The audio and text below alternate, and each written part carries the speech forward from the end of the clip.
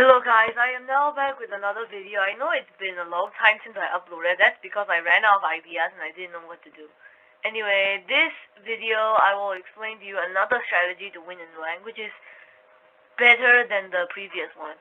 The name of this strategy is Operation Security Guard. So how I'm gonna do in this video is I'm gonna show you some background footage of me playing and as I explain along the way.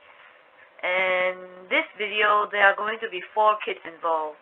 1 cyber, 1 Vulcan, 1 builder, and 1 spirit catcher. So if you want, you can actually listen to this video while doing other things. So you don't really need to see the screen, but if you want special effects, or actually not exactly special effects, but if you want to see my background footage and my amazing gameplay, then you can watch the video, I mean. First, we have cyber. What cyber does is that at the start of the game, until you have basically every upgrade, you need to use the drone and get diamonds. And you need to get the upgrades in this order: Tier 1 iron generator, Tier 1 diamond generator, Tier 2 iron generator, Tier 2 diamond generator, Tier 3 emerald generator, then enchanting table. After you get the enchanting table, it matters less, but here is what's recommended after the enchanting table. The thing is, after the enchanting table, you can mostly choose, but for the parts before the enchanting table, you need to follow that order. So after the enchanting table, you need to get damage tier 1, then armor protection tier 1, armor protection tier 2, damage tier 2, and damage tier 3.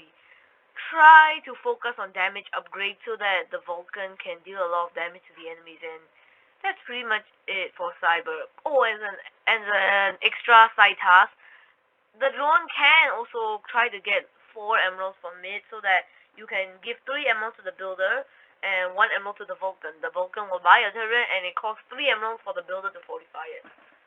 And that's pretty much it. Cyber's pretty simple, right? Next up is the spirit catcher. So what the spirit catcher has to do is that the spirit catcher needs to just camp the gen for iron, and each time you have 35 iron, you need to buy a spirit. And you need to place it on the bed. If there are already 4 spirits on the bed, then you need to stock up 5 spirits in your inventory. And for every kit, not just cyber, when you get tier 1 gen, you need to get leather armor. When you get tier 2 gen, you need to get iron armor. And by the time you get tier 3 gen, you better already have iron sword. You have to. And also something about all kits is that in the late game, you all need to place 2 Tesla. Now, the 2 Tesla should ideally be near your generator, and so that when the enemy tries to attack you, they're just gonna get zapped by Tesla.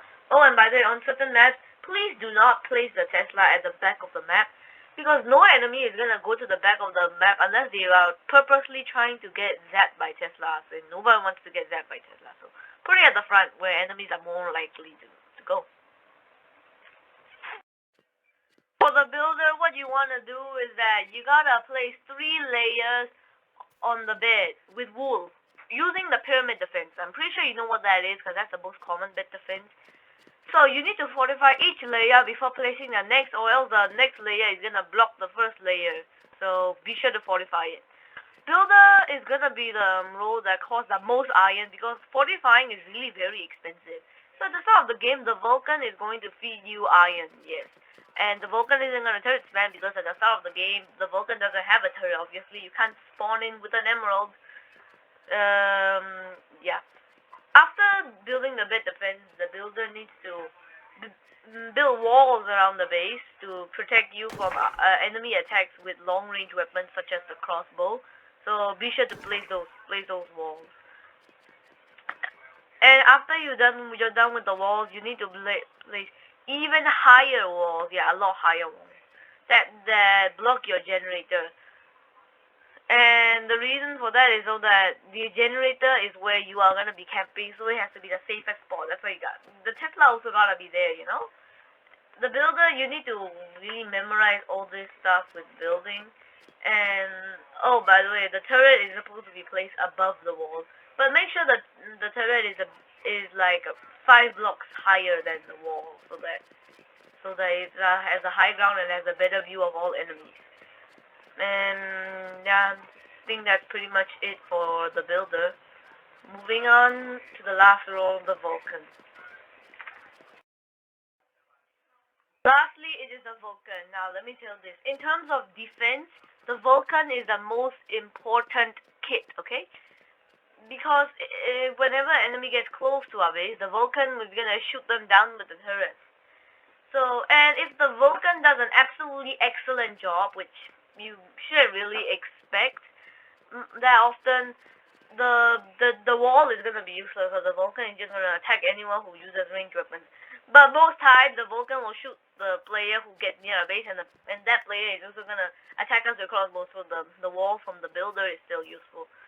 At the start of the game, the Vulcan needs to feed the builder iron, and the moment we either get a tier 3 gen or the Cyber brings in some emeralds, whichever comes first, the Vulcan needs to take the emeralds and buy a turret and place it 5 blocks above the wall.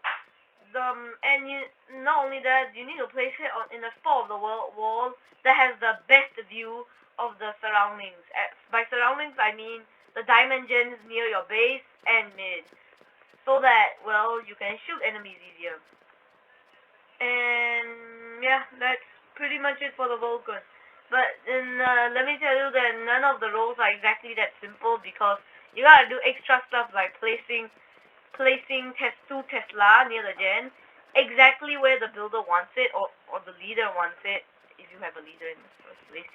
And also you gotta put iron in the chest for the builder, because like I said, the builder is the most iron consuming kit in this strategy. In fact, it's actually the most iron consuming kit in the entire game.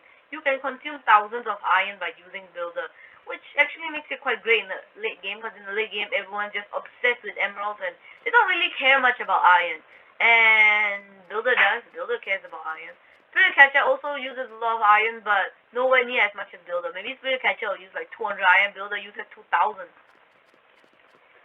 And yeah, that's it for this strategy.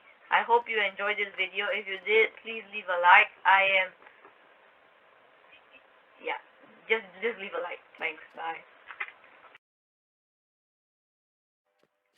Oh wait, one last thing I forgot to mention. Every player, except for the builder, because the builder is the one going out to place defense on the bed, needs to stay 2 blocks from the generator at all times.